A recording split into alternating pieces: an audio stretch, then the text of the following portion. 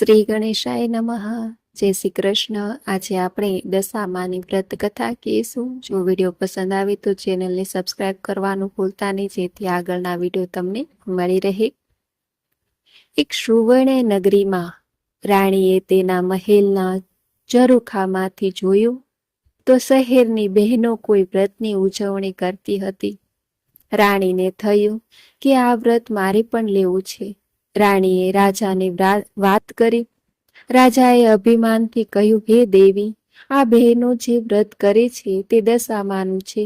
આપણી પાસે તો બધું જ છે. આ વ્રત અને એ દશામાં આપણું શું ભલું કરવાના છે? તમારે એ દશામાનું વ્રત લેવાની જરૂર નથી. રાજા દશામાનું અપમાન કરે છે. રાણી રાજાથી રિસાઈ જાય છે. આ દશામાનું અપમાન તેનાથી સહન થતું નથી. તે મહેલમાંથી નીકળી નદી કિનારે જતી સ્ત્રીઓ પાસેથી આ વ્રત વિશે વિગતવાર જાણે છે.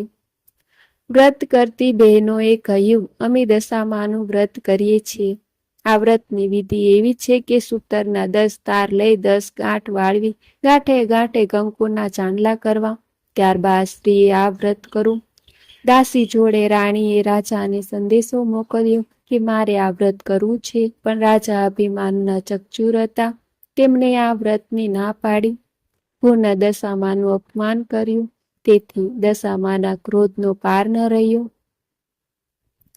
એક દિવસે દશામાએ રાજાને સપનામાં આવીને એક જ શબ્દ કહ્યો, પડું છું.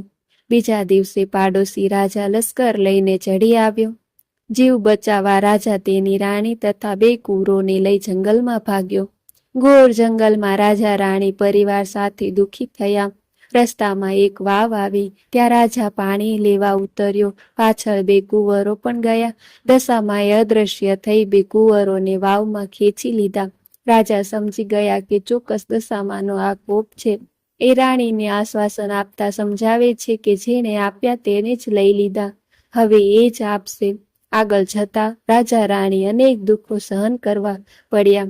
એક વાડીમાં ગયા. ત્યાં તો ફળ ફૂલ નાશ પામ્યા. માળીએ આ બંને પાપી છે એમ માનીને મારીને ભગાડ્યા. રાજા તેમની બહેનના નગરમાં આવે છે. બહેન સોનાની ગાગરમાં ભાઈ માટે સુખડી તથા સોનાની સાકળ મોકલે છે, પણ દશામાના કોપથી સુખડી ઈંટના કકડા બની ગઈ અને સોનાની સાકળ કાળો નાગ બની ગયો. આ ગાગર પિત્તળની થઈ ગઈ. આ બધું જમીનમાં દાટી રાજા આગળ ચાલી નીકળ્યો. આગળ જતા એક વાડીમાંથી તેમને વાડીના માલિક પાસે ખાવા માટે ચીબડું માંગ્યું.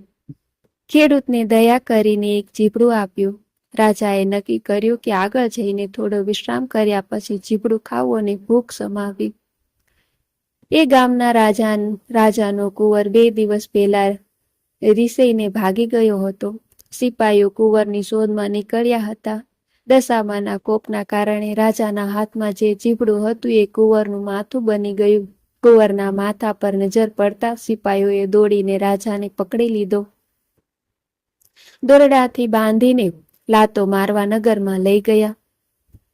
નગરના રાજા બધી વાત કરી. રાજાએ પોતાના કુંવરની હત્યા કરવા બદલ અભયસેનની કાળ કોટડીનો હુકમ આપી બંદીખાનામાં નાખી દીધો.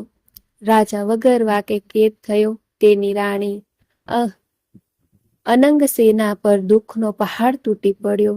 એ રોજ જંગલમાં જતી લાકડાનો ભારો લઈ આવતી અને વેચીને જે પૈસા મળે એનાથી એનો પેટ ખાડો પૂરતી. આમ દિવસો પર દિવસો પસાર થવા લાગ્યા. અષાઢ મહિનો આવ્યો. અનંગસેનાએ અષાઢની અમાસે એટલે કે દિવાસાની દિવસે દશામાનું વ્રત શરૂ કર્યું.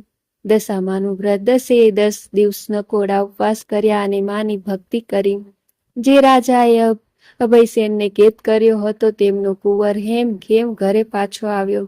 તેથી અભયસેને જેલમાંથી મુક્ત કરવામાં આવ્યો.